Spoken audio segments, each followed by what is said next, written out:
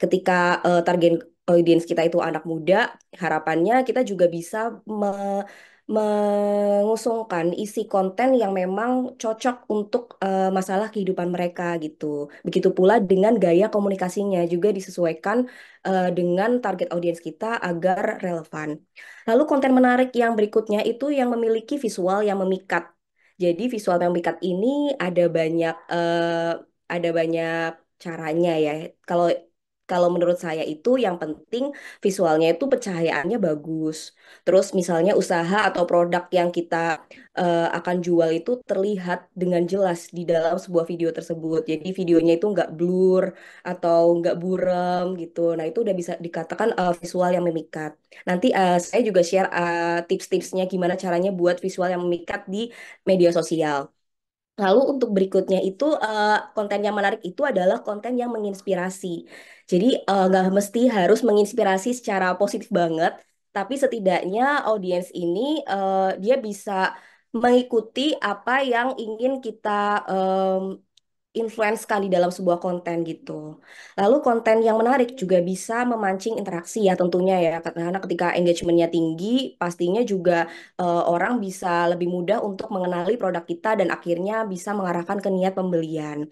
Dan konten yang menarik juga konten yang langsung to the point, singkat, padat, jelas. Karena semakin banyaknya konten yang beredar di era media sosial sekarang, pastinya audiens ini ngerasa sangat penat ya dan perhatiannya mereka tuh menjadi lebih pendek.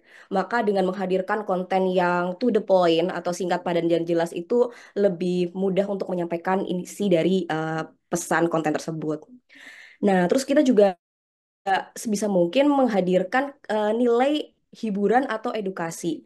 Jadi eh, kadang si audiens ini itu ngerasa kalau di dunia nyata mereka tuh mereka udah sangat penat gitu dengan keseharian yang mereka alami. Ya, misalnya saya sendiri udah kadang udah penat banget nih sama rutinitas usaha dan menjadi ibu rumah tangga dan juga sebagai seorang istri, wes gitu. Jadi itu kita butuh untuk membuka media sosial tuh butuh konten yang menghibur agar penat yang kita rasakan sebagai audiens ini terlepas.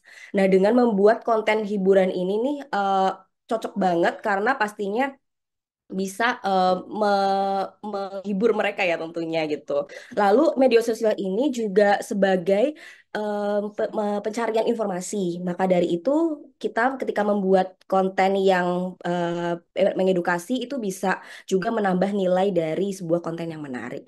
Dan berikutnya itu ada di keautentikannya. Jadi karena setiap brand atau merek itu kan punya keunikannya masing-masing ya teman-teman ya. Misalnya kayak di Imoke ini keunikannya itu dia banyak menggunakan desain-desain yang simple tapi ada little twistnya, ada kesan chicnya dengan penggunaan aksesoris di smiley seperti smiley atau aksesoris seperti pin dan lain-lain. Nah dari keautentikan yang kita miliki itu bisa digunakan untuk diferensiasi kepada konten kita dibandingkan dengan pesaing kita gitu. Lalu selanjutnya konten yang menarik tentunya konten yang bisa memanfaatkan tren ya, karena semakin kita bisa memanfaatkan tren, semakin kita mudah untuk viral. Oke lanjut, sebelum kita bahas yang lain, mungkin kita mau kulik dulu nih tujuan untuk ngebangun konten yang menarik. Jadi sebenarnya kenapa sih konten yang menarik ini penting untuk dibangun di media sosial brand kita? Yang pertama tentunya ya, itu pasti bisa meningkatkan brand awareness. Jadi brand awareness ini adalah kesadaran merek dari si usaha yang kita sedang buat di media sosial. Semakin banyak orang tahu, semakin besar juga jangkauan ke calon pelanggan. Lalu manfaat yang kedua yaitu meningkatkan traffic dan konversi. Ketika mereka udah mulai sadar dengan produk kita, pastinya mereka akan mulai tertarik dengan produk kan. Dan media sosial sekarang itu nggak cuma sebatas interaksi antar audiens aja, tapi juga sudah di-upgrade menjadi social commerce, di mana adanya eh, proses jual beli di dalam sebuah media sosial. Dan ini kita bisa nanti masukin keranjang kuning di konten yang kita buat, atau kita juga bisa mengarahkan ke produk katalog, dan lain sebagainya gitu. Terus manfaat yang berikutnya adalah tentunya meningkatkan engagement. Jadi semakin banyak orang menunjukkan minat pada merek dan membentuk komunitas pelanggan yang aktif itu akan mendatangkan banyak manfaat lagi. Jadi ketika kita membuat konten dan engagement seperti save, likes, komen dan share-nya itu tinggi, itu akan membuat komunitas audiens kita tuh menjadi aktif dan komunitas audiens yang aktif akan menimbulkan manfaat domino ke belakang. Nah, manfaat dominonya itu yang pertama mereka akan yang tadinya cuma audiens mungkin akan berubah menjadi pelanggan karena mereka telah terinfluence dengan konten kita dan akhirnya membeli produk kita. Dan ketika kita terus-terusan membangun konten yang menarik, mereka akan semakin loyal dengan media sosial yang kita miliki dan juga brandnya kita jual gitu. Jadi pelanggan yang loyal pun itu akan mudah untuk mendapatkan marketing gratis dan ini pastinya akan menguntungkan usaha kita. Marketing gratisnya itu seperti repeat order misalnya. Jadi ketika mereka melihat konten yang menarik di media sosial usaha kita, mereka cenderung ingin melakukan repeat order untuk produk yang lain yang sudah yang belum pernah dibeli sebelumnya. Lalu kemudian eh, pelanggan yang loyal ini juga bisa mendatangkan marketing gratis dari sisi word of mouth. Karena ketika mereka merasa puas nih sama produk yang sudah dibeli di media sosial kita atau di e-commerce kita, terus mereka ngelihat konten kita itu sangat variatif, mereka tuh nggak segan untuk menyebarkan feedback positif ke audiens lainnya gitu. Jadi pastinya ini sangat menguntungkan untuk kita ya, karena bisa untuk meningkatkan penjualan dan menjangkau audiens baru tentunya. Nah, selanjutnya itu marketing gratis lainnya adalah feedback yang konstruktif. Jadi biasanya customer atau pelanggan yang loyal ini itu mereka lebih senang untuk lebih nggak segan untuk ngasih feedback yang jujur dan feedback yang jujur ini walaupun memang terkadang menyakitkan gitu ya bagi seorang pengusaha misalnya kita dikritik atau lain sebagainya tapi itu adalah feedback yang membangun dan ketika kita mengikutinya kita kita mengevaluasinya itu bisa membuat usaha kita di media sosial ini nanti bisa lebih baik lagi.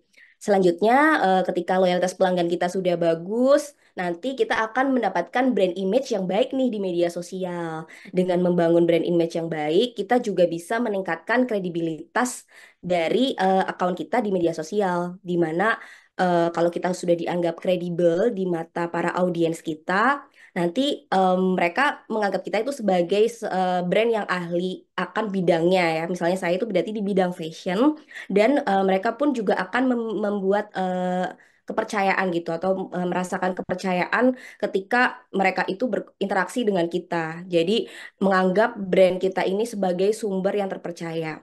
Misalnya karena saya di bidang fashion, jadi ketika mereka ini ingin mencari produk fashion, mereka langsung lari ke Imoke karena menganggap kita ini bisa untuk memenuhi menjadi solusi dari masalah mereka di bidang fashion juga gitu.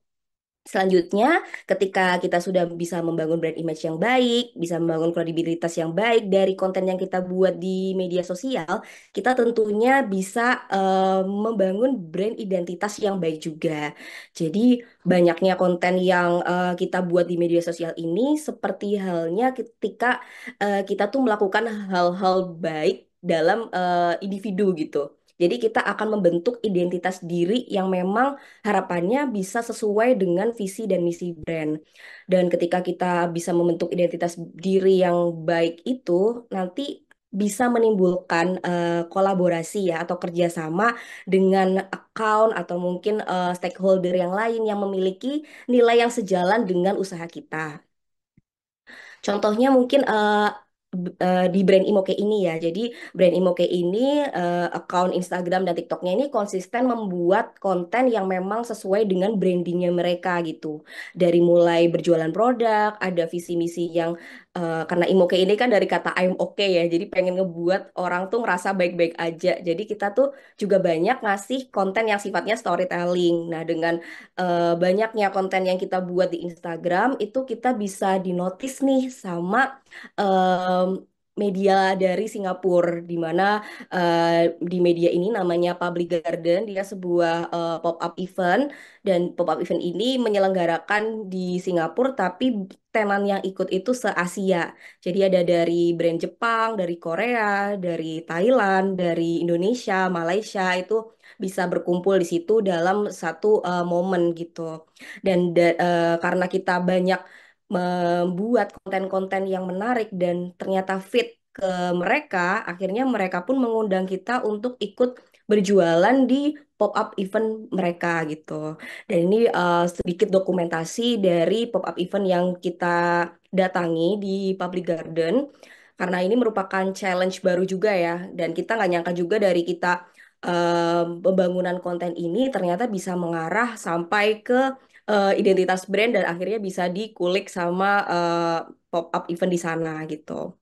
Terus selanjutnya ketika kita mengikuti Public Garden tersebut, ternyata setelahnya itu banyak banget media-media lain juga yang ingin bekerja sama dengan kita, baik dari luar maupun dari dalam. Untuk dari luar negeri itu beberapa pop-up event juga seperti di Singapura, di Malaysia, dan juga di Bangkok itu nginvite juga kita untuk bisa jualan ke sana. Dan tentunya bagi sebuah brand dan UMKM seperti Imoke ini sangat sebagai sebuah tantangan ya, karena selain bisa mendapatkan pengalaman baru, pastinya brand itu juga bisa memperluas pangsa pasar mereka sampai ke luar negeri gitu. Dan setelah banyaknya yang meminta untuk bekerja sama, baik di luar maupun di dalam negeri, itu ternyata nggak cukup berhenti di situ saja, tapi bisa juga nyambung ke sales kita di e-commerce di Shopee luar negeri gitu. Jadi ketika kita berjualan di pop-up event di Singapura, ternyata setelah kita pulang kita bisa membandingkan data dari sebelum event untuk Shopee-nya itu nggak ada eh, mungkin sedikit ya, bukannya nggak ada, karena ada 4% konsumer Singapura itu yang berbelanja di Shopee-nya Imoke. Tapi setelah kita bisa melakukan pop-up event ke Singapura, yang belanja itu naik sangat jauh, yaitu sekitar 50%-nya dari jarak cuma 1 bulan aja. Dan ini membuktikan bahwa benih yang kita tanam dari pembuatan konten yang menarik itu akan bisa memberikan efek domino terhadap penjualan seperti itu.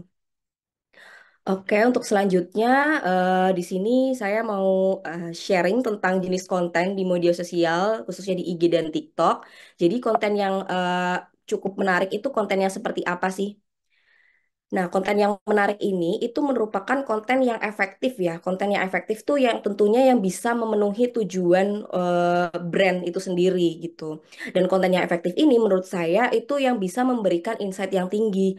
Karena semakin konten itu memberikan insight yang tinggi, engagement yang tinggi seperti impression, reach-nya, jangkauannya, seberapa luas orang itu melihat tentang konten kita, itu akan lebih mudah untuk tercapai tujuan brand tersebut, yaitu seperti penjualan, terus kayak tadi brand identitinya, terus membuat customer customer yang loyal dan lain-lainnya.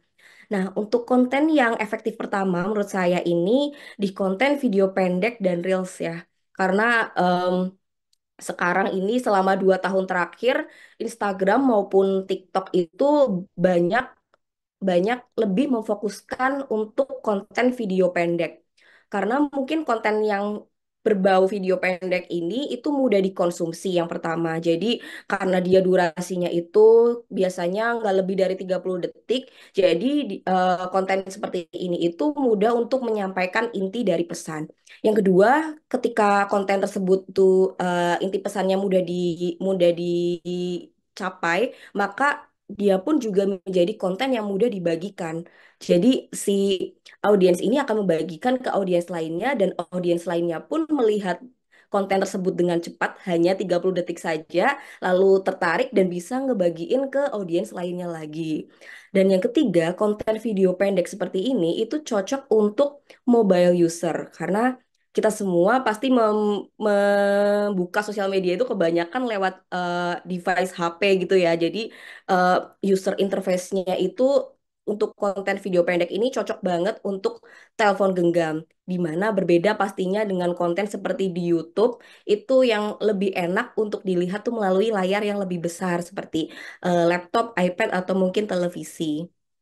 Lalu konten efektif yang kedua yaitu konten yang ada unsur edukasinya. Seperti yang sudah saya singgung di awal, bahwa konten edukasi ini itu bisa menjadikan brand terlihat lebih ahli. Jadi orang yang ahli ini itu mudah untuk diikuti dan dipercaya.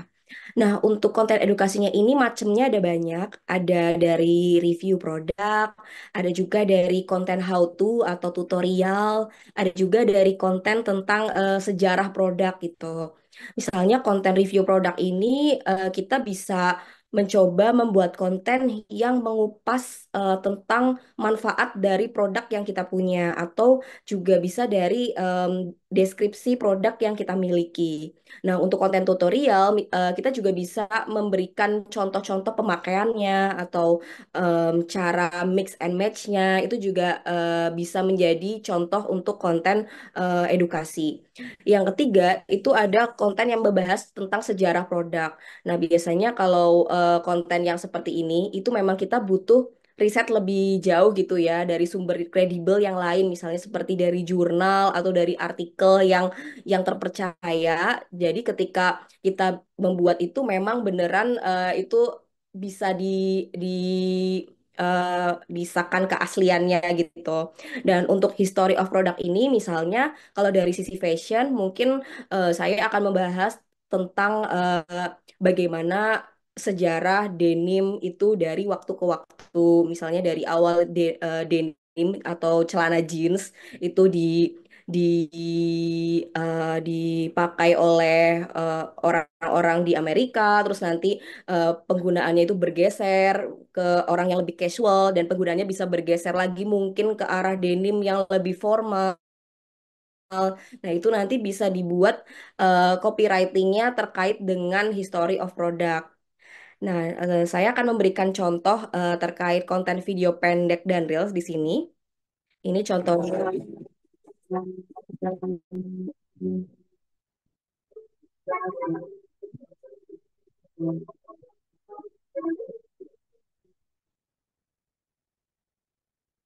Oke, jadi dari konten itu kontennya cuma 30 detik aja. Dan di situ walaupun tanpa teks, karena kebetulan ke audiens dari yang saya pegang ini memang dia lebih low key ya, jadi lebih suka tanpa teks juga terkadang. Jadi kita bikin yang memang fokusnya ke visual. Dari video 30 detik tersebut itu dari segi visualnya aja udah bisa memberikan pesan bahwa sebenarnya usaha ini itu menjual berbagai macam produk dari mulai jaket, ada juga dari mulai kaos, dari mulai knitwear dan lain sebagainya dengan berbagai macam desain yang menarik, yang colorful dan pilihan material yang beragam. Jadi dari konten itu pun bisa dilihat dan secara visual pun lebih eye-catching. Karena setelah dilihat insight-nya juga ternyata eh, cukup oke, ditambah penggunaan sound yang waktu itu viral juga, jadi bisa nge-reach insight sebanyak ini. Lalu untuk contoh video selanjutnya ya, contoh dari review produk.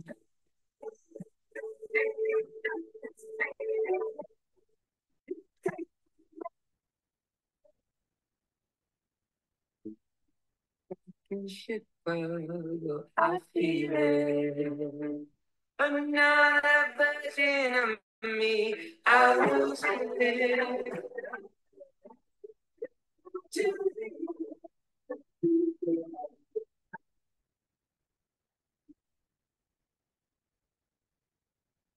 Oke, jadi dari konten ini sebenarnya ngasih tahu kalau misalnya sebagai brand itu kita bisa memberikan seperti saran untuk penggunaan sepatu gitu. Jadi tadi ada sepatu yang putih, misalnya itu cocok digunakan untuk casual, terus juga penggunaan sepatu yang semi formal itu tadi ada yang untuk sepatu kulit, ada juga kalau misalnya customer itu butuh sepatu yang yang lebih ke formal itu juga kita menyediakan sepatu yang desainnya seperti loafers. Dari konten di situ juga itu termasuk konten mengedukasi karena kita juga memberikan USP produk di situ. Misalnya penggunaan materialnya itu dari material kulit asli atau dari sisi kanvasnya ini punya strap yang adjustable dan lain sebagainya.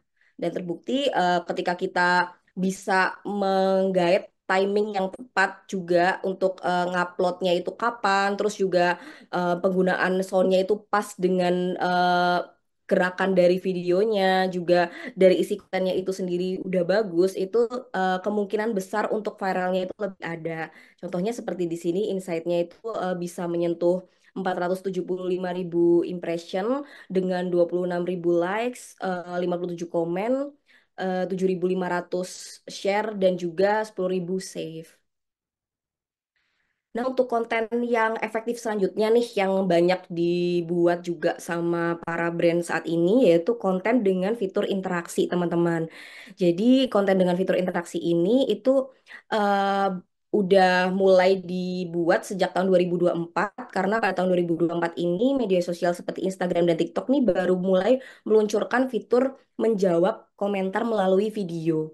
Jadi, ketika kita menjawab komentar melalui video ini, tentunya bisa lebih membuat konten yang informatif ya ke audiens lainnya juga karena satu pertanyaan dari audiens kita di kolom komentar itu biasanya mewakili 10 pertanyaan audiens yang lain juga. Jadi itu adalah informasi yang memang benar-benar diharapkan oleh para audiensnya kita. Sebisa mungkin kita juga bisa menjawab dalam bentuk yang menarik, yaitu dalam bentuk video. Lalu konten fitur interaksi selanjutnya adalah konten konten dengan polling ya. Jadi di Instagram sendiri itu kan juga ada di story itu ada fitur polling. Itu juga merupakan cara kita buat nge-reach audiens kita harian biar mereka tuh merasa nggak bosen ya dengan em, informasi atau komunikasi yang satu arah. Maka dengan adanya polling ini bisa menjadikan komunikasi dua arah. Kalau misalnya bukan di Instagram Story dan kalau misalnya bikin polling itu di video, mungkin bisa ditaruh di call to action di akhir video gitu. Jadi ketika di akhir video si audiens ini bisa memilih nih misalnya brand ini bakal bilang kalau kalian enaknya pilih yang mana nih yang tipe A atau tipe B gitu untuk call to action di akhir videonya. Nanti si audiens ini akan menjawabnya melalui kolom komentar dan pastinya ini akan meningkatkan engagement di bagian komentar gitu. Lalu untuk fitur interaksi selanjutnya ini ada di konten dengan stitch video. Konten dengan stitch video ini banyak dibuat di TikTok ya terutama ya. Jadi dengan adanya fitur stitch video ini pastinya kita bisa dompleng kepopuleran dari video lainnya gitu. Jadi biasanya video-video tren, video-video yang viral itu bisa di stitch dan kita bisa memberikan pendapat kita atau em, persepsi apapun dari diri kita gitu sebagai brand dan disitulah kita bisa membubuhkan gitu unsur-unsur produk kita yang secara tidak langsung mungkin kita buat di dalam konten tersebut. Lalu konten yang menarik berikutnya ini mungkin juga udah banyak yang tahu ya, yaitu konten yang namanya user generated content. Nah, user generated content ini apa sih? Jadi, user generated content ini intinya itu adalah konten yang dibuat bukan oleh brand, tapi oleh pihak luar. Pihak luarnya ini bisa oleh konsumen, bisa oleh influencer, atau key opinion leader atau KOL. Jadi, eh, user generated content ini dianggap menarik karena konten ini itu punya nilai autentik dan kredibel.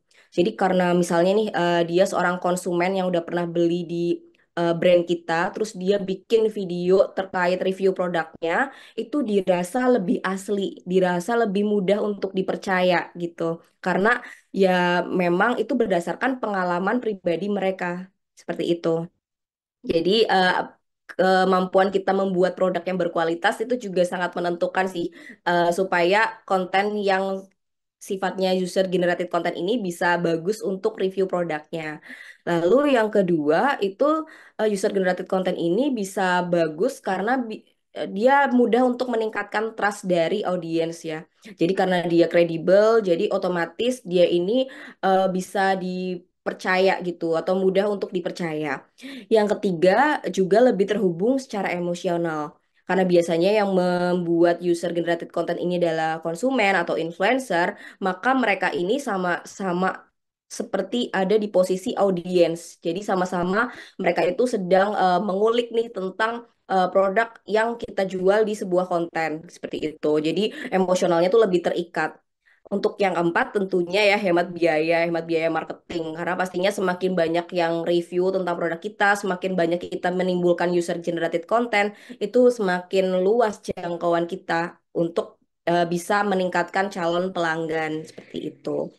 Nah, di sini ada contoh user generated content yang dibuat dari customer Imoke di TikTok. Ini tuh spill ya tasnya ya. Tasnya ini tuh aku beli di I'm okay. Kayaknya sih kayak gitu cara bacanya atau I'm okay. Aku nggak tahu pokoknya dia namanya tuh I'm okay. Yang ini nih.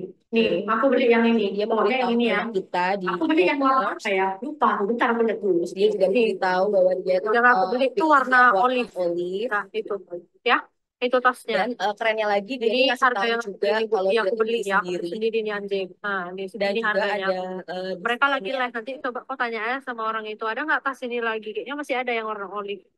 Oke. Jadi bisa dilihat dari contoh konten tersebut itu eh, kalau si konsumen ini memberitahu bahwa dia tuh membelinya sendiri dan di dalam screenshotnya tadi itu kelihatan bahwa banyak potongan diskon. Nah ini juga termasuk eh, pesan yang tersirat juga nih kalau misalnya di brand kita ini ada banyak potongan diskonnya loh gitu. Terus juga dia di akhir video juga memberitahu bahwa ada live di akunnya. Jadi kalian bisa langsung ke live-nya dan lain-lain. Nah, user generated content seperti ini tentunya akan sangat menguntungkan usaha kita gitu. Oke, konten yang menarik selanjutnya ini ada di transformasi konten ya, before dan after. Jadi ini juga banyak digunakan di brand-brand saat ini, misalnya brand skincare. Kalau kalian tahu, itu biasanya mereka itu di awal ngasih tahu kalau kulitnya ini masih kusam atau masih terlihat kotor gitu. Nah, terus setelah memakai produknya mereka, nanti afternya itu jadi lebih glowing, jadi lebih putih, terus ada pembandingnya. Nah, itu biasanya digunakan untuk jenis usaha yang seperti itu. Tapi ini juga bisa digunakan ke jenis usaha fashion juga gitu. Nanti akan saya berikan contoh. Jadi di konten yang before after ini itu dianggap menarik karena mempunyai perubahan visual yang dramatis. Karena pastinya audiens ini lebih suka yang wow gitu ya, yang bisa memberikan wow efek dalam sebuah konten gitu. Terus untuk yang kedua, konten yang berbentuk transformasi ini itu bisa menyampaikan bukti nyata juga. Karena pastinya kita bisa melihat kan dari sebelum produk itu digunakan sampai setelah produk itu digunakan atau mungkin sebelum produk itu dibuat itu seperti apa dan setelah prosesnya terjadi lalu produk itu sudah jadi dan siap dijual itu nilainya akan terasa lebih bertambah. Lalu nomor tiga yaitu mengundang rasa penasaran ya tentunya ya. Karena transformasi konten seperti ini itu nggak enak kalau dilihat cuma sampai tengah doang. Jadi belum sampai akhir itu kita ngerasa penasaran nanti hasil akhirnya tuh kayak gimana sih gitu. Jadi pastinya konten ini juga terbukti ampuh gitu sih untuk saat ini membuat insight yang tinggi. Lalu konten efektif selanjutnya itu ada di behind the scene ya, konten di balik layar. Jadi konten-konten seperti ini itu sifatnya ada storytellingnya atau ada ceritanya. Karena kita bisa memposisikan brand ini sebagai manusia ya. Jadi ketika kita memposisikan brand atau merek kita sebagai manusia, ya kita ini pengen cerita aja di sebuah konten seperti layaknya temen cerita ke temen gitu terkait apa yang sudah kita lalui, gimana cara kita ngebangun produk kita atau gimana cara kita membangun usaha kita dan lain-lain gitu. Jadi ini bisa menumbuhkan rasa emosional audiens terkait produk. Dan produk atau brand itu juga jadi terlihat lebih menarik sih karena dia memiliki value lebih dan lebih dianggap bermakna juga. Lalu untuk konten yang terakhir ya, yang paling sering digunakan juga yaitu adalah mengikuti konten yang viral. Viralnya ini bisa di-challenge, misalnya seperti ada filter yang sedang viral, itu kita ikutan. Terus juga ada tentang dance yang lagi viral. Terus juga ada tentang impersonate seseorang yang sedang viral. Itu juga bisa kita ikuti untuk membuat konten dengan jangkauan yang lebih luas. Dan juga penambahan hashtag itu juga masih bisa digunakan ya untuk saat ini, walaupun nggak seperti 3 sampai 4 tahun yang lalu yang satu konten tuh bisa hashtagnya seabrek, tapi untuk hashtag yang poin-poinnya aja itu masih oke untuk digunakan. Jadi konten viral sendiri ini tuh dirasa efektif karena bisa meningkatkan hubungan interpersonal antar konsumen. Jadi kalau audiens ini merasa punya kesamaan dengan sebuah brand atau dengan audiens lainnya, itu dia akan mudah menimbulkan keakraban juga. Jadi ketika mereka udah ngerasa sama nih sama sebuah merek di akun media sosial, mereka itu cenderung untuk menunjukkan keakraban dalam bentuk komentar di akun sosial media kita. Jadi tentunya ini bisa meningkatkan insight kita dan bisa menjangkau kesadaran merek yang lebih luas. Nah, ini ada contoh transformasi konten ya before after. Jadi before-nya itu sebelum produknya itu dibuat, after-nya itu setelah produknya jadi, misalnya gitu.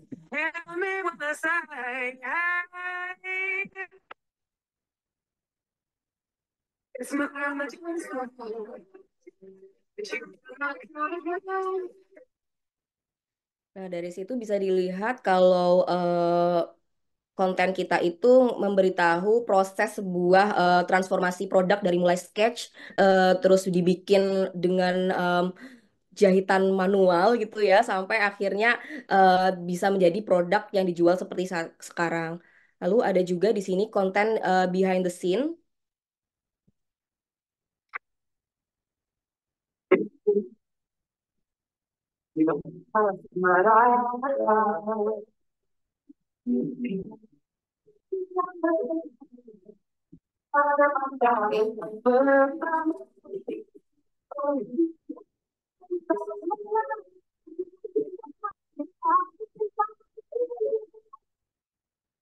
Oke, jadi dalam konten ini itu diperlihatkan bahwa tim yang in charge ke dalam pembuatan foto produk itu di eh, terlihat mereka itu menuangkan hatinya dengan penuh untuk membuat konten berupa video, berupa foto yang bisa ditayangkan di media sosial untuk nge-launching produk ini gitu. Jadi ketika kita menggunakan konten yang sifatnya seperti ini, itu bisa menyentuh emosi mereka dan konten seperti behind the scene ini yang sifatnya storytelling ini juga bisa disesuaikan dengan eh, personanya masing-masing audiens yang ada di dalam usaha kita. Misalnya kalau di Imoke ini dengan adanya visual saja itu audiens bisa menangkap dengan jelas apa yang dimaksudkan. Tapi mungkin di beberapa usaha lainnya itu ada juga yang menggunakan voice over atau suara gitu ya. Jadi dengan adanya suara dan copywriting yang tertata,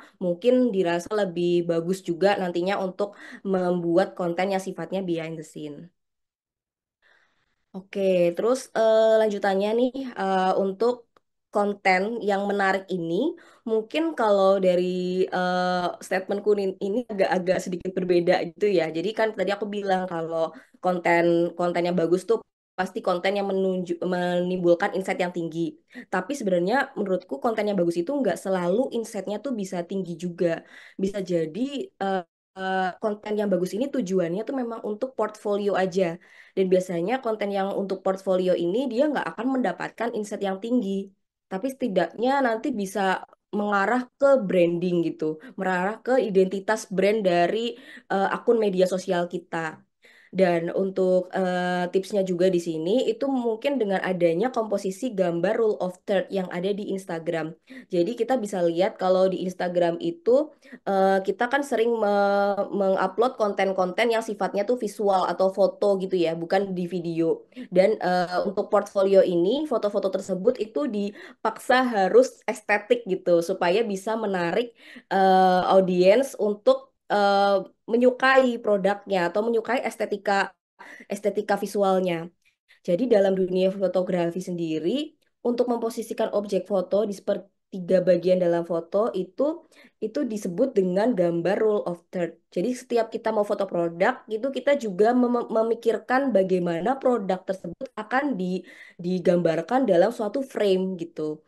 Nah, kalau misalnya di gambar rule of third ini itu dalam satu frame tersebut, frame foto, misalnya foto potret gini, dia akan dibagi menjadi 9 frame. Dan dari 9 frame tersebut akan ada 4 titik gitu. Dan ketika produk atau objek itu dimasukkan ke dalam frame dan dia itu ditemukan ya atau ditemukan dengan titik yang ada di grid ini, itu dia akan lebih mudah untuk menarik secara estetika gitu sih untuk teorinya. Dan teori ini juga kita gunakan dalam konsep foto produk kita yang menjadi portfolio kita juga di media sosial, menjadi konten visual foto juga di media sosial, sehingga menurut kita ini bisa menjadi visual yang memikat gitu. Jadi bisa dilihat untuk contoh yang pertama ini kita menaruh objeknya itu di sisi kiri, dia masih dekat dengan titik-titik yang ada. Lalu untuk contoh yang kedua ini kita taruh di sisi tengah, jadi dari sisi produknya juga lebih terfokus, terus emosi yang diberikan oleh modelnya juga lebih terpancar gitu ke dalam visualnya. Begitu pula untuk foto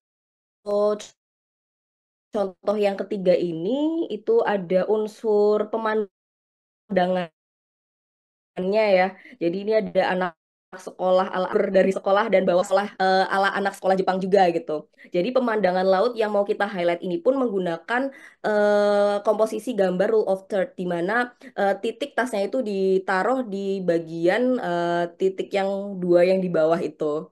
Jadi intinya seperti itu untuk menambah eh, visual yang menarik di media sosial melalui konten foto. Update yang biasanya di Instagram ini berbeda sama di TikTok. Kalau di TikTok tadi kebanyakan video pendek, tapi di Instagram ini memang kebanyakan itu untuk branding dan portfolio juga, untuk mencari informasi terkait produk juga gitu. Jadi semakin kita bisa menggunakan satu filter foto secara konsisten seperti ini, itu semakin kita bisa menciptakan kesan estetik pada media sosial kita. Dan ketika dilihat sama audiens pun juga lebih nyaman untuk dilihat oleh mata para audiens kita. Terus yang warna yang kita usung juga bisa disesuaikan dengan identitas brand kita. Bisa jadi satu account itu kita hanya punya beberapa color palette saja, atau bisa jadi color palette yang ada itu kita sesuaikan berdasarkan season yang kita mau buat di Instagram. Misalnya untuk season Lebaran nih kita pengen menggunakan color palette yang kesannya warm seperti yang ada di contoh ini. Jadi dia menggunakan warna krem, karamel, brownie, dan warna kopi. Jadi ketika kita menggunakan warna seperti ini, itu bisa menimbulkan kesan yang lebih lebih lebih apa ya, lebih kekeluargaan gitu kesannya. Karena di sini konsepnya kan untuk Lebaran produknya. Jadi terlihat dari visualnya pun juga lebih menarik secara konten. Lalu untuk yang berikutnya kita juga bisa mengoptimalkan grid layout yang ada di Instagram ya. Ini khususnya untuk konten foto.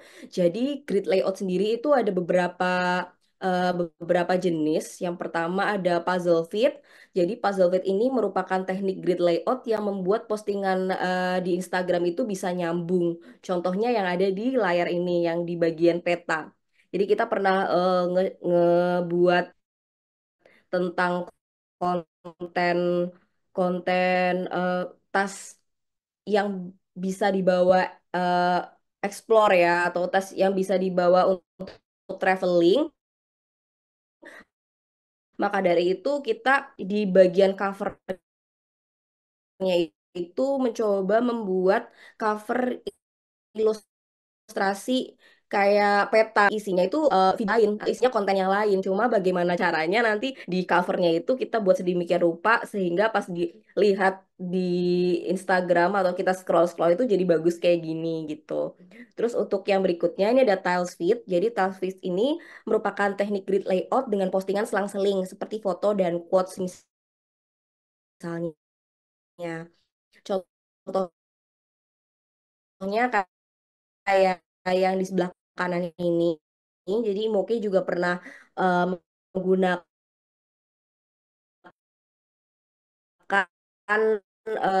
ini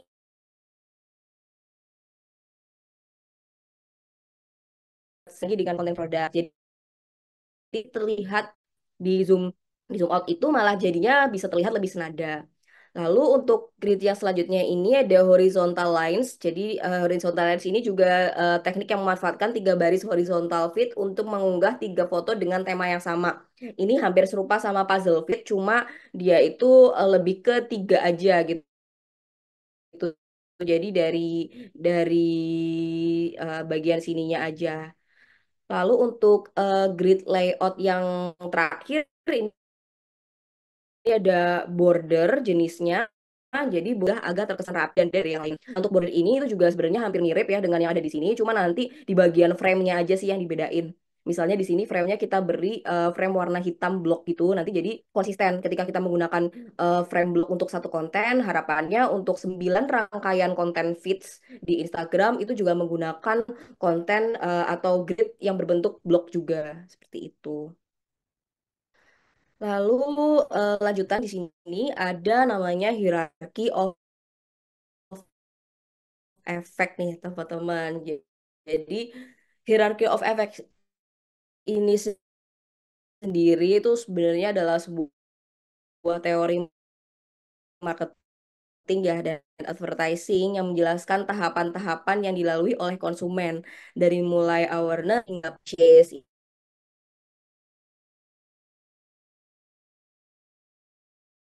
Levin, dan konsep kita bisa mengetahui lebih dulu nih tahapan-tahapan audiens ketika terpapar stimulasi konten tuh apa aja sih sebelum akhirnya mereka itu masuk ke tahap pembelian. Pastinya kan kebanyakan usaha itu pengennya konten ini bisa lu hierarki tahapan dari efek itu sendiri. Yang pertama nih ketika audiens ini terpapar stimulasi konten yang menarik dari kita, itu dia akan memiliki awareness atau kesadaran. Dan awareness kesadaran ini itu merupakan kondisi yang memang diproses dalam bentuk kognitif atau secara rasional oleh otak para audiens kita gitu. Jadi ketika kita membuat konten yang menarik, misalnya dengan konten yang viral tadi itu, terus ada produk kita di sana, itu mereka bisa menotis tentang, oh ada toh produk yang namanya ini gitu, ada toh usaha ini, wah ini menarik nih, atau ada mulai muncul keingintahuan lebih lanjut gitu. Dan ketika tahap preferensi ini terjadi, itu full dari aspek emosional audiens sebenarnya. Karena bisa dilihat itu merupakan preferensi minat akan warna misalnya, oh aku lebih suka warna hitam nih. Kalau di brand fashion ini itu kebanyakan warna-warnanya tuh cerah, nggak ada warna hitamnya. Nah itu sangat mempengaruhi. Atau juga bisa dengan pengalaman masa lalu juga misalnya. Misalnya kita membuat konten tentang tas lempang nih dan dia tiba-tiba keinget kalau mantannya itu pernah pakai tas lempang ini gitu misalnya, jadi dia nggak mau. Dan uh, irasional decision seperti itulah yang nantinya akan menentukan juga tahapan audiens ini apakah dia itu jadi untuk memberikan menambahkan apa kayak kesukaannya akan produk kita itu untuk mencapai tahap selanjutnya, yaitu tahap keyakinan gitu. Di tahap keyakinan ini sebenarnya audiens ini udah mulai yakin nih pengen beli produk kita tapi masih ragu sedikit-sedikit gitu. Mungkin ragunya itu lebih ke kayak value tambahan sih. Misalnya apakah ini ada garansi produknya, terus kalau misalnya nanti datangnya nggak sesuai kayak gimana, atau nanti ketika aku beli produk ini, apakah aku akan mendapatkan tambahan freebies atau enggak, misalnya tambahan gratisan produk lain atau enggak. Nah, itu juga bisa menjadikan pencetus untuk mereka akan yakin atau enggak gitu dengan pembelian produk dari konten kita itu. Nah, lalu untuk yang terakhir sendiri, tahapan yang terakhir ketika konsumen udah mulai yakin, audiens sudah mulai yakin dengan produk yang akan kita eh, jual di media sosial, mereka akan langsung ke tahapan yaitu purchase. keputusan pembelian, di mana purchase ini nanti bisa diarahkan di keranjang kuning langsung ke e-commerce-nya atau ke eh, social commerce-nya, yaitu toko yang memang sudah ada di dalam media sosial itu sendiri, seperti di TikTok Shop gitu ya. Nah, ini adalah contoh konten yang bisa diterapkan dari masing-masing setiap tahapan hierarchy of effect dari audience tadi. Misalnya dari sisi awareness itu kita sebagai usaha atau sebagai brand bisa menimbulkan awareness dengan cara membuat konten yang sifatnya tuh challenge atau trend di TikTok. Terus untuk tahapan knowledge nih agar mereka ini makin yakin dengan produk kita, makin mengetahui informasi tentang produk, kita bisa bikin konten yang sifatnya review produk atau tutorial produk. Terus untuk mencapai liking atau menyukai itu kita juga bisa bikin konten yang sifatnya storytelling yang seperti sudah saya jelaskan sebelumnya, yang konten ini itu bisa menyentuh emosi dari si audiensnya. Lalu untuk yang terakhir, eh, maaf yang keempat, ini ada preferensi ya. Jadi di konten yang untuk mengarah ke preferensi audiens ini, kita bisa meng-highlight USP atau unique selling point dari si produk yang sudah kita punya di sebuah konten gitu. Jadi ketika kita lebih nge-highlight USP kita, itu akan menjadikan konten kita ini berbeda, produknya itu terlihat berbeda dengan produk di konten sebelah. Lalu untuk selanjutnya itu ketika di tahap keyakinan, kita bisa juga meyakinkan mereka dengan membuat konten yang sifatnya seperti testimonial atau juga konten key opinion leader dan konten garansi produk. Dan untuk tahap yang terakhir yaitu di tahap pembelian itu kita bisa membuat konten yang sifatnya itu ada call to actionnya atau hard selling banget lah ibaratnya kayak gitu. Jadi ada unsur promonya, ada unsur urgensinya. Misalnya kalau beli sekarang itu nanti kalian dapat diskon atau kalau kalian beli hari Minggu nanti kalau nggak beli sekarang Senin harga naik gitu misalnya. Jadi kita bisa memberikan unsur-unsur copywriting yang pas juga agar mereka ini tertarik untuk membeli secepatnya seperti itu. Oke, jadi gimana sih caranya kita itu bisa membuat konten yang menarik? Pastinya kita itu butuh untuk kenalan sama audiens kita. Dan untuk kenal dengan audiens, mungkin yang aku bisa berikan itu melalui audiens persona. Jadi ketika kita mengetahui persona audiens kita, itu kita lebih mudah untuk membuat konten yang sejalan dengan preferensi, minat, terus juga keseharian mereka, karakteristik mereka, seperti itu. Dan untuk membuat audiens persona itu yang pertama kita harus melakukan riset karakter audiens. Jadi kita cari tahu dulu audiens kita itu karakternya seperti apa, yang kita pengen tuju tuh yang kayak gimana, dari mulai lokasi, itu lokasinya mau di Jabodetabek kah, mau di kota-kota besar kah, atau mau di luar Pulau Jawa kah, atau mungkin mau sampai dari dalam maupun dari luar negeri, itu juga kita bisa nge-breakdown dulu lokasinya itu mau di mana. Terus umurnya berapa, umur audiens kita yang mau kita tuju. Apakah dia generasi Z, apakah dia generasi milenial, atau mungkin seluruh umur, itu juga bisa kita coba kulik gitu. Lalu kesenangannya mereka apa, apakah mereka pengunjung lama atau pengunjung baru, browser atau perangkat apa yang digunakan, itu juga menjadi bagian dari riset karakter audiens. Lalu ketika kita sudah mulai nih ke bentuk secara acak gitu dulu ya risetnya, kita mulai klasifikasikan biar lebih tertata lagi untuk audiens kita. Jadi kita buat beberapa persona, jadi seperti judgement gitu ya, seperti judgement dari satu persona ke persona lainnya. Untuk persona pertama itu mungkin kalau yang bisa aku berikan contoh di sini untuk Aimoki, di sini ada mahasiswa usia 18 sampai 25 tahun yang menyukai gaya santai dan simpel dalam mengenakan fashion harian. Terus kita klasifikasikan lagi dari mahasiswa usia 18 sampai 25 tahun itu karakter apa lagi nih yang ada di audiens kita. Contohnya yang kedua ini mahasiswa usia 18 sampai 25 tahun yang membutuhkan solusi outfit yang nyaman dikenakan di cuaca tropis seperti di Indonesia. Lalu untuk yang ketiga, misalnya klasifikasinya itu mahasiswa usia 18 sampai 25 tahun yang menyukai produk fashion dengan fitur multifungsi.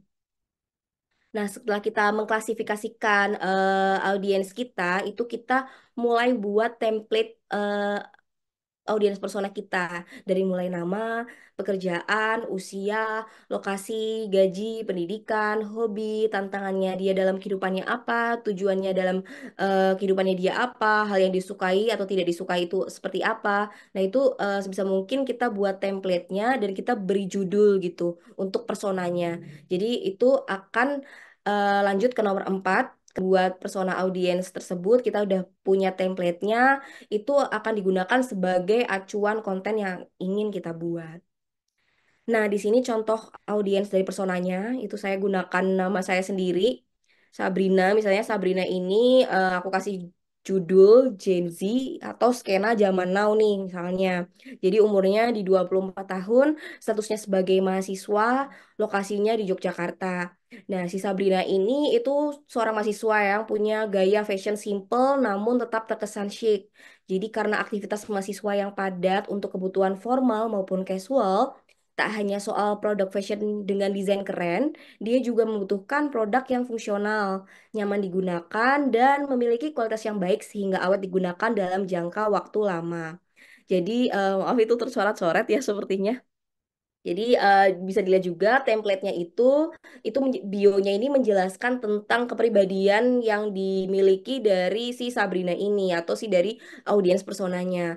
Lalu kita juga nge-breakdown lagi terkait kebutuhan inti. Kebutuhan intinya itu adanya informasi USP dari produk, terus referensi produk ketika dipakai itu ekspektasinya itu seperti apa, desain yang menarik dan kualitas yang baik. Lalu untuk selanjutnya itu ada di tantangan. Jadi tantangan yang digunakan itu yang dimiliki, maaf yang dimiliki itu apa? Misalnya selama ini Sabrina ini sering menemukan desain produk yang nggak cocok dan ketika dia membeli produk itu kualitasnya kurang. Terus juga tantangan selanjutnya, misalnya produk yang datang tuh nggak sesuai dengan tampilan yang ada di katalog online. Lalu selain dari bionya, kebutuhan inti, tantangan, kita juga perlu nge-breakdown dari sisi metode pembayaran ya. Karena ini menentukan juga akan platform yang digunakan itu seperti apa. Apakah dari metode pembayaran yang dimampui oleh Sabrina ini, itu kita bisa menggunakan platform tertentu untuk mengupload konten kita. Misalnya di sini metode pembayarannya itu ada digital payment dan COD. Untuk platform yang digunakan sendiri ada Instagram dan TikTok. Lalu di sini ada contohnya, contoh Bagi kontennya. punya pekerja emang butuhnya tas yang muat banyak kayak gini. Laptop, payung, tumbler, muat semua. Tapi mesti perhatiin cara stylingnya nih. Yang pertama, jangan pakai tote bag sama outfit yang casual semua kayak kaos sama jeans ini. Karena tasnya sendiri itu udah casual, akan jauh lebih stylish kalau kamu pakai tote bag sama kemeja oversize dan celana pensil kayak gini. Karena bajunya lebih formal, outfitnya jadi balance. Effortless gitu kelihatannya. Terus kalau lagi pakai atasan dengan Oke. banyak detail di lengan, Jadi kurang di oke sini kalau dipakein sama itu tote bag. Outfitnya jadi influencernya kurang ini rapi karena too memberitahu much di tentang bagian bawah. produknya Lebih itu cocok pakai shoulder bag yang dia ukurannya lebih sesuai kecil dan dengan tebal. Oke, persona contoh dari si shoulder bag Sabrina ini ini, cuma muat di bagian mana dia laki-laki muat ini banyak dan merupakan juga multifungsi, eh, bisa dijadiin crossbody bag. mahasiswa. Tapi ketika Lalu dijadiin mahasiswa tas ini kayak lempang, jangan nge-review dipakai sama tentang baju yang warnanya eh, sama kayak tasnya. Tas lempang tas tuh yang bagusnya bisa dipakai muat sebagai banyak aksesoris di barang baju gitu. polos. Coba Terus deh dia pakai juga sama baju yang share warnanya dari kontras sisi sama mix and tasnya. match Jadi produknya outfitnya juga. cuma lebih hidup. Misalnya Contohnya nih, backku produk yang dengan full warna black ini jadi nggak lebih boring karena cocok pakai tas untuk kaki. mereka yang Gitu. menggunakan menggunakan pakaian yang berwarna hitam. Terus produk yang warna hitam cocok untuk pakaian yang berwarna lebih terang misalnya, atau dia juga cocok untuk dibikin black on black gitu. Terus juga dari konten ini itu membungkus audiens persona yang dimiliki oleh Sabrina ini, di mana dia membutuhkan produk yang keren, terus juga fungsional, nyaman digunakan dalam sebuah copywriting yang pas gitu. Lalu di sini juga ada contoh lagi. Emang boleh seskena ini? Ini ada contoh kayak produk skena Ini ya, karena di sepatu sini kulit paling namanya skena. skena zaman now. Belakang adjustable. Ada karetnya jadi mudah dipakai. Insole empuk jadi nyaman. Jadi skena gak perlu tersiksa guys. Bahannya kulit asli. Masuk ke face shop jadi lebih pede. Udah skena banget belum?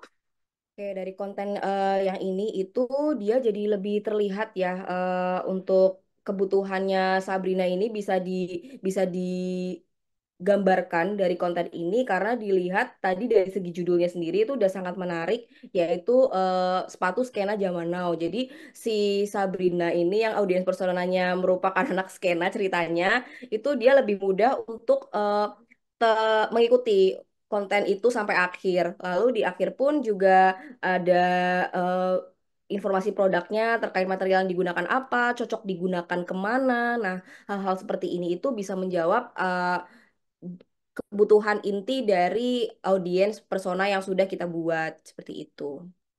Oke, ini mungkin Karin, nggak bisa dihilangkan ya sepertinya ya untuk coretannya. Jadi mohon maaf kalau ada akan Karin, mengganggu. Iya. aku reminder aja untuk waktunya mungkin 10 sampai 15 menit lagi nggak apa-apa ya. Oke. Oke, jadi selanjutnya di sini ada pembuatan konten soft selling ya. Jadi pembuatan konten soft selling ini juga tambahan untuk menjadikan konten itu terlihat lebih menarik. Oke, jadi konten soft selling sendiri itu merupakan pendekatan pemasaran yang nggak berfokus pada penjualan produk dan jasa secara langsung.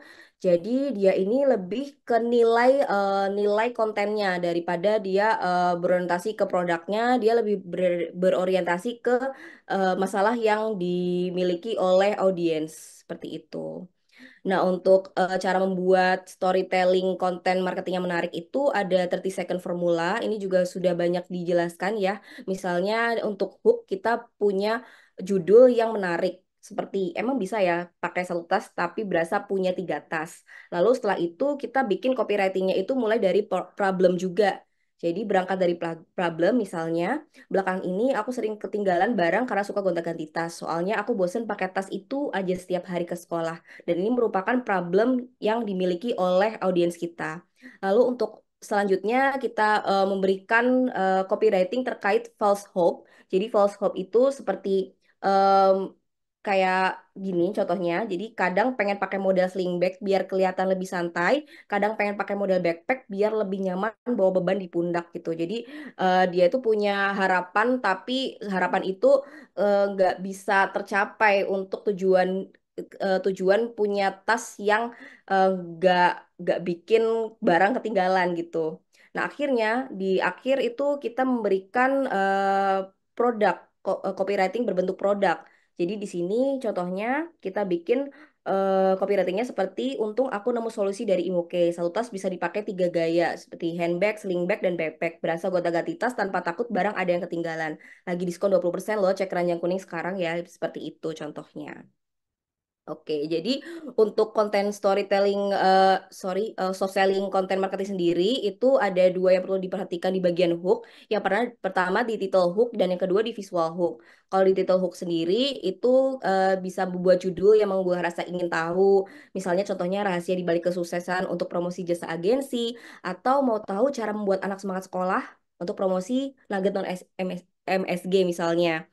Maaf salah tulis ya di situ ya. Untuk nomor dua, jelaskan manfaat yang jelas dari produk. Misalnya penggunaan judul, cara meningkatkan mood tidur dengan 3 langkah mudah untuk mempromosikan lilin aromaterapi misalnya. Untuk nomor tiga, gunakan angka dan data seperti contohnya 5 tips ampuh untuk menarik hati mertua. Nah itu kita bisa menggunakan promosi untuk produk martabak misalnya. Nomor empat, kita bisa membuat urgensi, contohnya konten yang sifatnya hard selling ya, seperti hanya tersedia hari ini, dapatkan diskon 50% khusus di promo 10-10. Dan yang terakhir tentunya title hook ini bisa dibuat secara singkat dan jelas. Lalu selain title hook, ini di sini juga ada visual hook ya. Jadi visual hook ini bisa menggunakan warna yang cerah dan menarik, bisa juga menggunakan cuplikan video inti pesan, bisa juga gunakan gerakan transisi dan animasi, atau komposisi produk sederhana namun bermakna. Ini ada contoh Still, these 5 visual hooks. visual hooks Number ya. 1, the falling hook. Ada falling hook. Number 2, the tapping hook. Number 3, the color tap. Number 4, the appearing text. Number 5, the magic hook. Oke. Oke, dari situ kita bisa ngutip nih ada quotes dari Steve Jobs bahwa creativity is just connecting things. Jadi harapannya ketika kita itu terus mencoba konsisten akan pembuatan konten yang menarik, tiap konten yang kita buat itu bisa saling terkoneksi dan akhirnya kita bisa mengasah kreativitas yang ada di sebagai potensi diri kita seperti itu. Lalu gimana sih cara berinteraksi dengan audiens? Nah, cara berinteraksi dengan audiens ini dari TikTok sendiri, tentunya itu bisa interaktif melalui komentar dan balasan video ya. Tadi sudah saya jelaskan. Yang kedua ini yang belum dijelaskan tuh menggunakan live TikTok nih teman-teman. Jadi live TikTok ini memungkinkan interaksi langsung secara real time dengan audiens. Jadi audiens ini dapat mengajukan pertanyaan, memberikan komentar, dan menerima jawaban secara langsung. Lalu untuk di TikTok sendiri, strateginya itu gaya komunikasinya nih terlihat lebih santai dan otentik gitu ya. Karena TikTok ini sangat menghargai keaslian juga. Jadi misalnya kita ngupload di satu account itu kita nggak boleh ngupload video yang sama di account yang lain gitu. Dan kadang konten yang dipoles sedemikian rupa itu di TikTok justru tidak begitu diminati gitu ya. Berbeda dengan strategi di Instagram, di mana strategi di Instagram ini itu lebih banyak menggunakan kualitas visual yang lebih tinggi. Lalu yang kedua, untuk berkomunikasi dengan audiens di Instagram itu juga bisa tentunya menggunakan story dan reels, dan adanya fitur collaboration post itu juga bisa digunakan gitu. Jadi kita bisa repost konten yang dibuat oleh audiens atau UGC di media sosial Instagram kita. Nah, ini 3 poin untuk berkomunikasi dengan audiens ya. Yang pertama, tentunya kita harus konsisten dalam posting. Yang kedua, bisa menanggapi audiens secara langsung, seperti kalau ada komentar itu bisa langsung dibalas. Dan juga bisa langsung dibalas melalui konten maupun dibalas melalui pesan. Yang terakhir itu mencocokkan konten dengan audiens yang kita miliki dengan adanya pembuatan bayar persona yang sudah dijelaskan tadi. Lalu di sini saya akan menjelaskan secara singkat ya untuk panduan mengintegrasikan katalog produk di media sosial ke e-commerce. Karena kita ketahui sekarang bahwa konten di media sosial ini udah bisa buat jualan. Jadi pertama kita tentunya harus memilih dulu nih platform media sosial yang mana yang mau kita gunakan untuk jualan. Misalnya kita pilih untuk TikTok Shop ya, karena TikTok Shop itu audiensnya mungkin lebih ke generasi Z, milenial, dan itu lebih cocok untuk usaha yang seperti saya. Atau mungkin nanti bisa cocok untuk usaha yang sesuai dengan karakter masing-masing. Lalu nomor 2, siapkan katalog produk. Nah, untuk katalog produknya ini sebisa mungkin terorganisir dengan baik ya. Jadi termasuk deskripsi harga, gambar berkualitas tinggi, dan detail lainnya. Di samping ini ada contoh penggunaan katalog produk. Jadi katalog produk itu sebisa mungkin dengan jelas, terdapat detail juga. Misalnya ada size chartnya juga, di bagian dalamnya seperti apa, jahitannya seperti apa, lalu ditambah dengan deskripsi yang sesuai dengan produk tersebut. Nah, setelah itu kita menggunakan fitur belanja di media sosial atau langsung diupload di e-commerce. E-commerce itu bisa di Shopee, Tokopedia, Lazada, atau Blibli. Dan nomor 4 ini bisa mempromosikan katalog di media sosial dengan menginput keranjang kuning yang nanti mungkin akan saya jelaskan sedikit. Lalu nomor 5 bisa memaksimalkan pengalaman pelanggan ya. Jadi kita bisa mengintegrasikan pembayaran yang memang mudah dan cocok dengan audiens kita. Misalnya tadi integrasi dengan pembayaran lewat COD atau pembayaran lewat digital payment yang lain. Dan yang keenam, setelah kita melakukan langkah-langkah yang tadi, kita bisa menganalisis dan mengoptimasi apa yang sudah kita lakukan terkait dengan pengintegrasian katalog produk ke media sosial. Nah, di sini ada cara mengintegrasikan katalog produk di TikTok video ya. Jadi pertama-tama kita bisa membuat TikTok Shop-nya dulu, TikTok Shop di TikTok Shop Seller Center. Nanti setelah ada produknya, ada katalognya, kita bisa mulai upload produknya itu, tapi sebelum upload kita add link dulu nih. Nah, setelah add link kita akan muncul pop-up dan nantinya akan kita pilih produk yang kita mau naikkan gitu yang sesuai tentunya dengan isi kontennya ya. Nanti setelah akan naik itu kita juga bisa memberikan judul. Nah, judulnya itu juga bisa kita kreasikan sesuai dengan isi kontennya juga. Untuk nomor 5 ini setelah kita ngelingin katalog produknya ke video kita, itu kita juga bisa menambahkan banyak produk lainnya gitu. Kalau nggak salah maksimal 10 produk masih bisa. Nah, setelah semuanya ini dinaikkan, akhirnya kita bisa posting dengan video yang ada keranjang kuningnya. Lalu untuk di Instagram sendiri, sebenarnya untuk ngelingin katalog ini belum ada ya.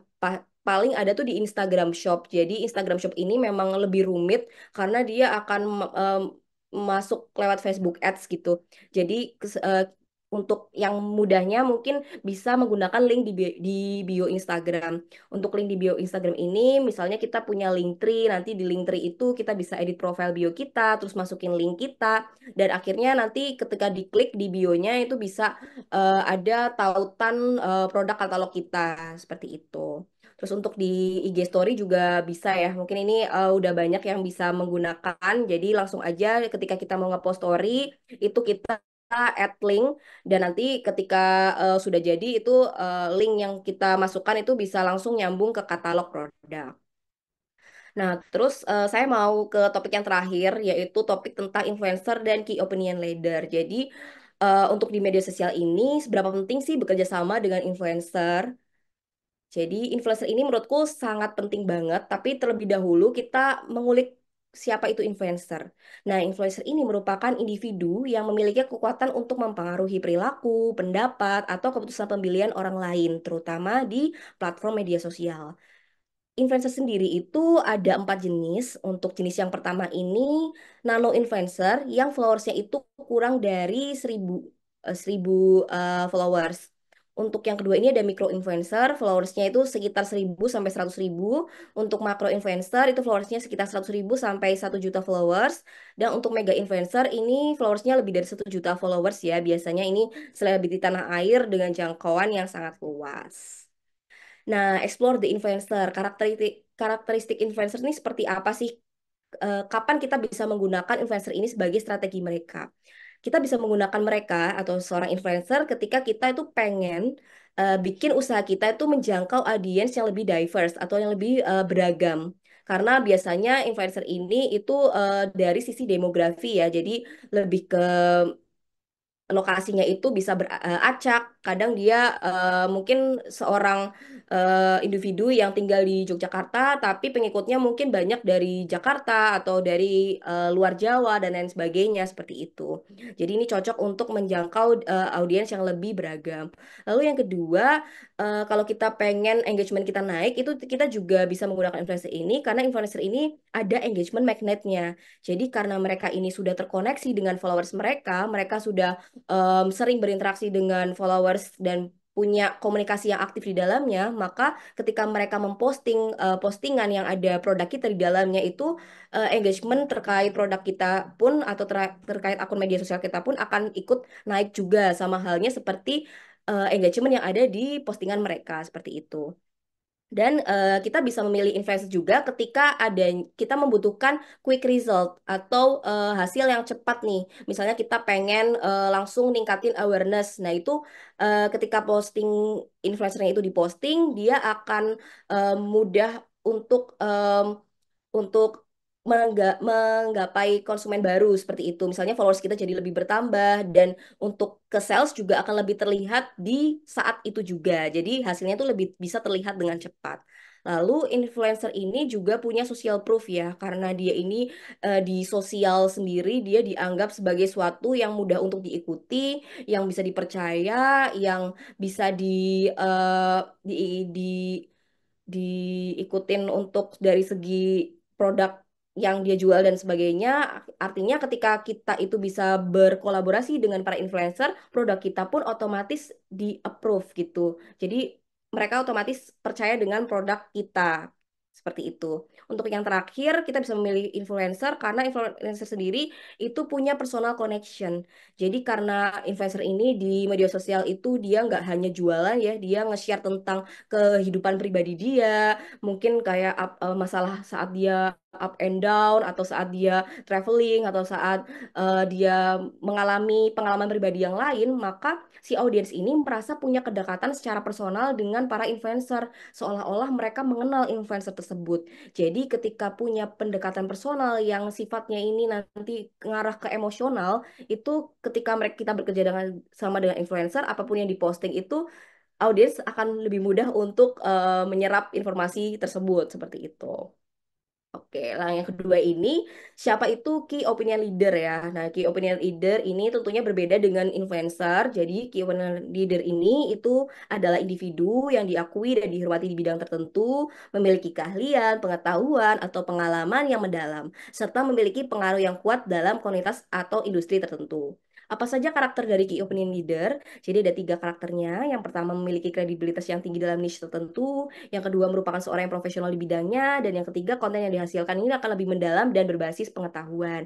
Contohnya Imoke ini pernah menggunakan key opinion leader ini ada lomba sihir ya dari Hindia. itu sebagai key opinion leader kita karena kita merasa bahwa mereka ini itu ahli di bidang seni. Walaupun antara seni musik sama seni fashion atau seni tata busana ini ya cukup berbeda, tapi seni musik dan seni fashion ini sama-sama ingin terlihat vibing gitu atau terlihat keren gitu ya. Jadi ketika Imoke ini memutuskan untuk bekerja sama dengan key opinion leader si lomba sihir ini untuk dipakai produknya menjadi wardrobe mereka dalam konsernya mereka itu akan tentunya meningkatkan rasa kepercayaan dari para audiens juga. Jadi audiens pun ingin mengikuti juga untuk memakai produk yang serupa dengan para key opinion leader karena dianggap produk ini sudah approve oleh mereka secara segi kenyamanan, secara segi estetika dan lain sebagainya seperti itu. Nah, jadi karakter dari key opinion leader itu sendiri juga ada yang lain nih. Ini juga bisa menjadi eh, pengambilan keputusan kita kapan kita harus menggunakan key opinion leader. Jadi ketika kita menginginkan jangkauan yang lebih tertarget, itu kita bisa menggunakan key opinion leader ini karena biasanya tadi dia ini ahli dalam bidang yang dalam segi seni ya, terutama seni musik seperti itu. Lalu yang kedua tentunya juga bisa meningkatkan engagement dan interaksi yang berbeda dengan influencer tapi hampir mirip ya karena memang dari segi followersnya pun pasti juga cukup banyak seperti itu. Lalu yang ketiga itu bisa ngeboost in sales dan konversi walaupun secara tidak langsung, tapi at least ketika audiens ini merasa produknya itu di-approve oleh key opinion leader yang mereka ikuti, itu mereka akan lebih mudah untuk mengarah ke niat pembelian. Dan untuk yang keempat, tentunya ada peningkatan trust dan authenticity ya. Jadi seperti sudah di-approve gitu oleh si key opinion leader, kepercayaannya pun naik. Jadi bisa menambah keuntungan dari si brand yang bekerja sama dengan key opinion leader.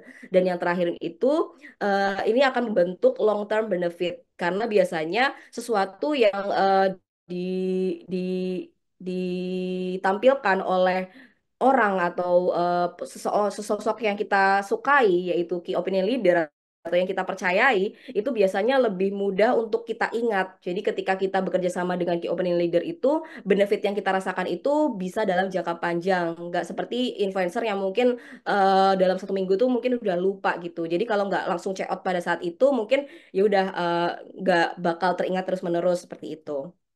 Nah, di sini ada sedikit perbedaan antara influencer dan key opinion leader untuk segi parameternya. Jadi di influencer ini itu lebih fokus ke gaya hidup dan personal brand. Kalau dari key opinion leader itu lebih fokus ke yang sifatnya tuh menunjukkan keahlian atau pengalaman dalam industri tertentu. Lalu dari sisi parameter hubungan antar audiensnya, yaitu kalau influencer ini lebih ke emotional connection dan lebih relate ke para konsumen atau para followers mereka. Kalau dari sisi KOL ini dia lebih audience relationship-nya itu lebih ke kepercayaan terhadap niche audiensnya aja gitu. Jadi cukup berbeda ya karena biasanya kalau di KOL ini ya yang karena dia merupakan sosok seperti profesor online-nya gitu. Jadi ketika mereka berbicara itu semua audiens tuh akan mendengarkan ya sifatnya seperti itu. Lalu untuk konten fokus di influencer ini dia lebih fokus ke lifestyle, product recommendation, ada entertain juga dan tren.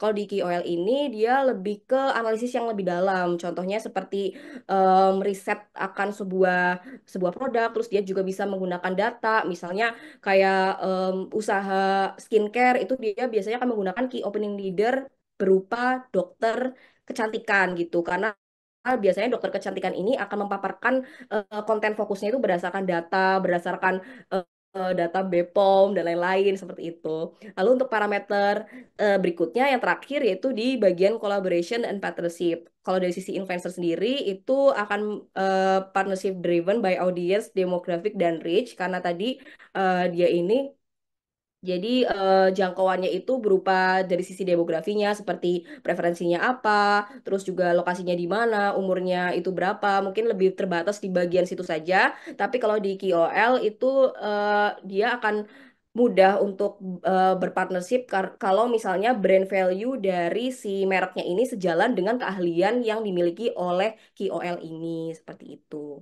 Di sini ada sedikit tips memilih influencer atau KOL. Yang pertama kita tentukan dulu campaign dan goals kita. Ini mau ke arah mana, mau ngambilnya ke influencer atau ke KOL. Kalau kita memang mau dia itu usaha kita itu dijangkau oleh luas, mungkin ke influencer dulu. Tapi kalau kita pengen ke audiens yang lebih tertarget, mungkin langsung ke KOL. Lalu kita juga bisa mengidentifikasi audiens target juga terlebih dahulu. Setelah itu kita bisa ngecek kredibilitas, reputasi, dan engagement mereka melalui portfolio mereka di media sosial atau juga bisa melalui eh, sumber kredibel yang lain seperti di Google. Dan juga selanjutnya setelah kita ngecek kredibilitas, reputasi, dan engagement, kita bisa memilih influencer yang memang sesuai dengan brand value kita. Kita coba kulik lagi apakah visi misi kita itu bisa di deliver dengan dari persona dari si influencer atau KOL-nya seperti itu. Dan juga penentuan gaya konten dan kreativitas yang dimiliki oleh para influencer dan KOL ini juga menentukan apakah kita tuh cocok enggak sama cara mereka berbicara dengan audiens kita. Kalau mungkin mereka ini gayanya kaku banget, sedangkan kayak di usaha seperti Imoke ini butuh yang lebih santai, itu mungkin kurang cocok. Jadi kita bisa menggunakan gaya konten dan kreativitas sebagai panduan untuk memilih influencer juga. Dan terakhir tentunya juga analisis biaya. Karena semakin besar influencer followers dari influencer tersebut atau KOL tersebut, itu semakin mahal biayanya. Jadi pastikan dengan budget marketing yang dimiliki oleh brand atau usaha itu di media sosial. Seperti itu yang bisa saya sampaikan. Untuk yang terakhirnya ada quotes dari Matt Goldward. Jadi sosial media itu adalah tentang orang ya. Jadi it's about the people, bukan tentang produk aja, not about your business. Provide for the people and the people will provide for you. Jadi ketika kita ngebuat konten yang bisa fokus ke orangnya, ke audiensnya, itu audiens pun nanti juga tentunya akan secara tidak langsung bisa nge-provide apa yang kita butuhkan juga, yaitu dari sisi salesnya seperti itu. Sekian yang bisa saya sampaikan. Terima kasih. Saya kembalikan lagi kepada Kak Cynthia. Terima kasih semuanya. Terima kasih Kak Karin, materinya sangat padat dan sangat banyak mengupas banyak aspek dari sosial media yang sampai kita semua tuh dari A sampai Z udah tahu nih. Ini saya sepakat dengan komentar para kawan sentra nih. Materi hari ini keren banget Kak, gitu katanya. Kita juga udah punya banyak banget penanya. Mungkin karena kita materinya agak padat dan panjang hari ini, mungkin pertanyaannya nggak bisa sebanyak hari-hari sebelumnya. Tapi nggak apa-apa, tenang aja. Untuk 20 orang beruntung akan ngobrol lagi sama Kak Arin dengan pertanyaan yang lebih banyak dan bisa dijawab juga sama Kak Arin. Jadi saya akan bacain pertanyaan-pertanyaan dulu. Mungkin ntar yang raise hand akan bergantian aja ya teman-teman. Ini ada pertanyaan dari Kak Rahmat Yuliardi. Sepertinya disukai banyak orang nih Kak. Apakah ada tips dan strategi khusus agar dapat menciptakan sindrom FOMO pada target pasar agar produk yang kita tawarkan ini jadi minat yang lebih bagi konsumen? Jadi kayaknya gimana produk ini supaya jadi tren gitu kali Kak. Oke, gimana cara produk ini biar jadi tren gitu ya? Oke, kalau untuk biasanya untuk pembuatan produk ini itu sudah ada yang em, yang membuat tren itu biasanya untuk brand-brand besar sih. Kalau misalnya di fashion itu mungkin seperti Prada atau Chanel. Jadi brand-brand yang ikut fashion show di luar negeri gitu. Biasanya dialah si pembuat tren itu. Dan brand-brand yang kecil seperti saya ini ya mungkin ya itu lebih ke mengikuti, mengadaptasi apa desain yang dari mereka punya, terus kita coba adaptasi, kita sesuaikan dengan konsumen yang ada di Indonesia, dari sisi fiturnya, kita modifikasi desain di bagian A, di bagian B, yang nanti dicocokkan dengan kebutuhan konsumen kita atau target pasar kita gitu. Jadi kalau untuk membuat FOMO produk itu bisa aja sih. Jadi kita bisa melihat role model dari usaha kita tadi itu yang kita ngerasa dia itu sumber yang kredibel. Misalnya kalau dari sisi fashion tuh mereka yang terpampang di Hollywood gitu ya untuk brand-brandnya itu bisa kita ikutin. Kita bisa memodifikasi ya tentunya ya bukan amati tiru murahin tapi lebih amati tiru modifikasi gitu. Jadi benar-benar kita masukkan brand value kita juga di sana. Kita bikin sekualitasnya itu sesuai dengan apa yang kita harapkan, yang sesuai dengan harga jualnya juga. Jadi ketika kita bisa membuat produk yang bagus, kita bisa mengikuti konten yang mudah viral seperti penggunaan sound yang sedang viral, terus juga ikut tren-tren yang lagi in di TikTok sekarang, itu juga bisa menambah produk yang sudah ada unsur untuk bisa FOMO-nya itu ketambahan dengan konten yang menarik. Harapannya nanti juga bisa menimbulkan insight yang positif juga untuk di bagian kontennya.